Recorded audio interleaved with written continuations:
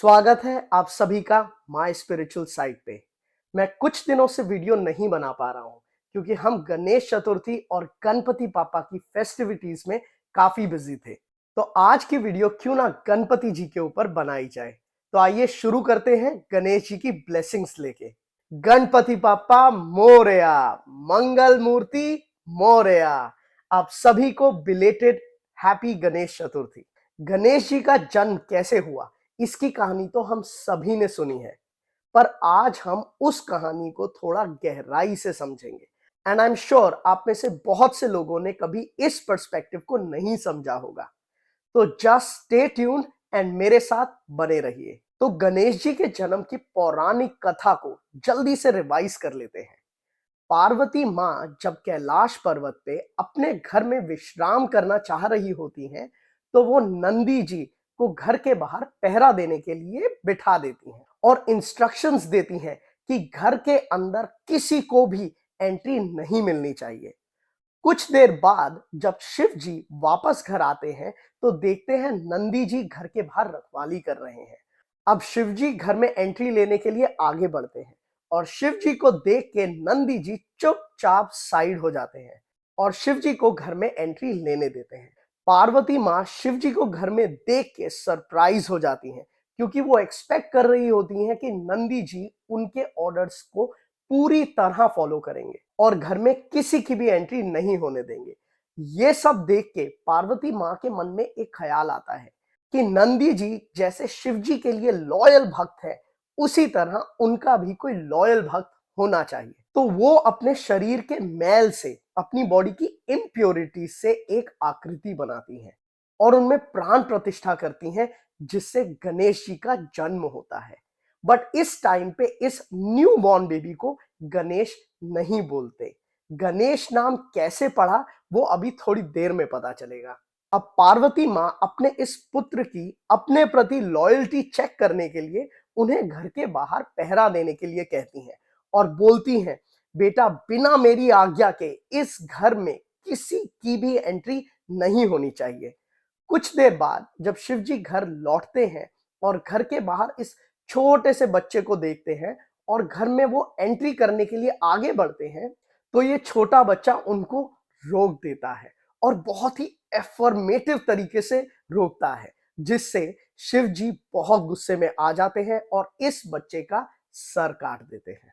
पार्वती माँ जब ये आवाजें सब सुनती हैं तो वो घर से बाहर भागी चली आती हैं और देखती हैं कि उनका ये न्यू बॉर्न बेबी बीहेडेड, बिना सर के जमीन पे गिरा हुआ है। ये देख के पार्वती माँ बहुत दुखी हो जाती हैं और नाराज हो जाती हैं। वो शिव जी से रिक्वेस्ट करती हैं कि मेरे इस पुत्र को वापस जीवित करो। अब शिव जी उस बच्चे पे एक एलिफेंट का सर लगा देते हैं। बाय द वे, शिव जी के भक्तों को और उनके सेवकों को गण बोला जाता है। तो शिव जी इस बच्चे को अपने सभी गणों के रूलर की तरह अनाउंस कर देते हैं। संस्कृत में रूलर को ईश बोलते हैं। तो गणों के ईश गणेश, इससे बच्चे का नाम पड़ता है गणेशा। अब यहां जरा एक पॉज लेते हैं। ये कहानी सुनने में बहुत अच्छी लगती है, बट कितनी अनरियलिस्टिक है। मैं एक ऑनेस्ट कॉन्फेशन करूंगा, मैंने जब ये कहानी पहली बार सुनी थी बहुत साल पहले, तो मुझे बहुत फनी लगी थी। मुझे इनफैक्ट विश्वास भी नहीं हुआ कि ऐसा कुछ हो भी सकता है। मेरे मन में इतने सारे सवाल थे, पर कभी भी उनका जवाब नहीं मिला। सबकी आस्था थी, तो बस जैसे सबका विश्वास, मैं भी इस कहानी को मानता चला गया। बट क्योंकि वो क्वेश्चंस कभी आंसर नहीं हुए, तो अपने स्क्रिप्चर्स पे, अपने ग्रंथों पे कभी भी वो भरोसा नहीं हुआ। बस ऐसा फील हुआ कि यार ये सब कहानियां ही हैं।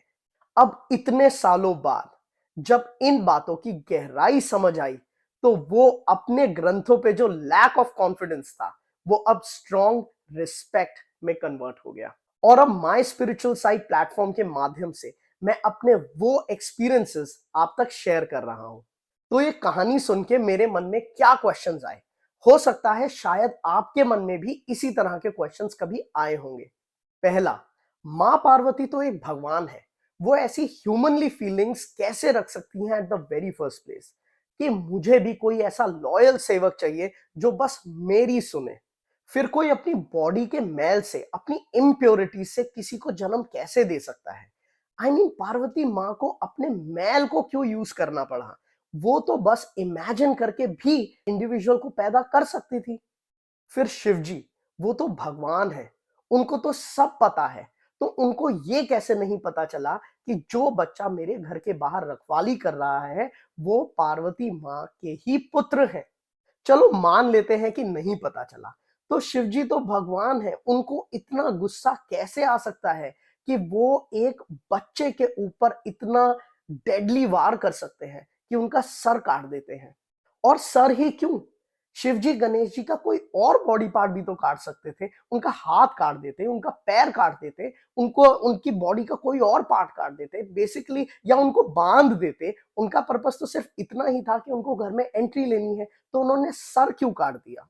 फिर जब कोई और सर लगाना ही था तो एलिफेंट का ही सर क्यों, किसी और एनिमल का लगा देते, लायन का लगा देते, टाइगर का लगा देते। और एनिमल का ही क्यों, जब सर लगा ही रहे थे तो किसी और ह्यूमन का ही लगा देते। अब हम मॉडर्न यूथ के क्वेश्चंस इतने सारे हैं और आंसर्स देने वाला कोई नहीं है, तो we are left with no choice. हम करें तो क्या करें? There is no reason for us to believe our scriptures, but not anymore. आप बिल्कुल सही जगह आए हैं। My spiritual side is the platform for us youth to ask these questions, and हम मिलके अपने स्क्रिप्चर्स में से अपने हर क्वेश्चन का आंसर ढूंढेंगे। तो चलो वापस आते हैं मेरे क्वेश्चंस और गणेश जी की कहानी पे। गणेश जी के जन्म की ये कहानी शिव पुराण से आती है, और जैसा मैंने पहले भी बताया था, पुराण लिखे गए थे डिफिकल्ट वैदिक प्रिंसिपल्स और कॉन्सेप्ट्स को सिंप्लीफाई करके स्टोरीज के फॉर्म में प्रेजेंट करना, ताकि आम लोग, जनरल मासेस जिनका इंटेलेक्ट उतना स्ट्रांग नहीं है, उन तक वो प्रिंसिपल्स, उन तक वो साइंटिफिक कॉन्सेप्ट्स या मैसेजेस पहुंच पाए। आपको याद होगा बचपन में हमने एक रैबिट और टॉर्टोइस की रेस की स्टोरी पढ़ी थी। एंड में कैसे अनएक्सपेक्टेडली टॉर्टोइस वो रेस जीत जाता है, और लास्ट में हमें मॉरल ऑफ द स्टोरी समझाया जाता है that slow and steady wins the race. अब अगर लिटरली सोचेंगे तो हंसी आएगी। क्या जंगल में कभी इस तरह की कोई रेस हो सकती है? क्या रैबिट और टॉर्टोइस आपस में बात करके कभी रेस कर सकते हैं?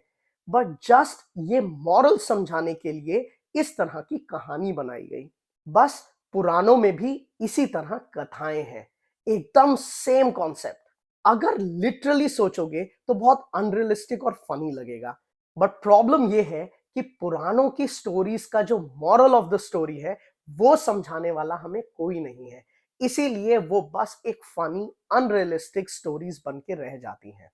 पहले जमाने में गुरुकुल में जो गुरु होते थे वो इन पौराणिक कथाओं को वापस मैप करते थे वैदिक प्रिंसिपल्स से, जो अब नहीं होता है। तो आइए अब इस सेम स्टोरी को स्पिरिचुअल माइंड से फिलोसफिकली समझने की कोशिश करते हैं। पार्वती माँ यहाँ इस स्टोरी में सिंबलाइज कर रही हैं माया शक्ति को। ये माया वो है जिसमें अहम है, जिसमें मैं की भावना है, जिसमें बहुत अहंकार है। जब शिव जी के पास नंदी जैसा भक्त हो सकता है, तो मेरे पास ऐसा कुछ क्यों नहीं है? अब पार्वती माँ जब अपनी बॉडी के मैल से एक आकृति बनाती हैं, तो यहां मैल या इम्प्योरिटीज सिंबलाइज कर रहे हैं माया शक्ति की बैड क्वालिटीज को, जैसे ईगो, जेलसी, मैं, अहम, अहंकार। जैसे एक इंसान में ये सारी क्वालिटीज होती हैं, वो इम्प्योरिटीज होती हैं। अब ये इंडिविजुअल जिनका जन्म हुआ है, ये अहंकार से भरे हुए हैं, और मैं इंटेंशनली इनको गणेश नहीं बोल रहा हूं, क्योंकि ये individual at this moment Ganesh नहीं है। अब जब ये इंडिविजुअल घर के बाहर रखवाली कर रहे हैं, और शिव जी जो मेडिटेटिव स्टेट में रहते हैं, उनको पूरे विश्व का ज्ञान है। उनको ये पता है कि ये बच्चा, ये इंडिविजुअल कौन है। पर जब अहंकार एक हद से ज्यादा बढ़ जाता है, तो विनाश निश्चित है। अब शिव भगवान इस छोटे बच्चे का सर क्यों काट देते हैं? क्योंकि सर, हेड, डिनोट करता है ईगो को, अहंकार को। जब किसी को अहंकार हो जाता है तो वो अपना सर ऊंचा करके चलते हैं, और शिव इस अहंकार को खत्म कर रहे हैं और फिर एक हाथी के सर से उसको रिप्लेस कर रहे हैं। क्योंकि एक एलिफेंट सिंबलाइज करता है नॉलेज को, विजडम को, इंटेलिजेंस को।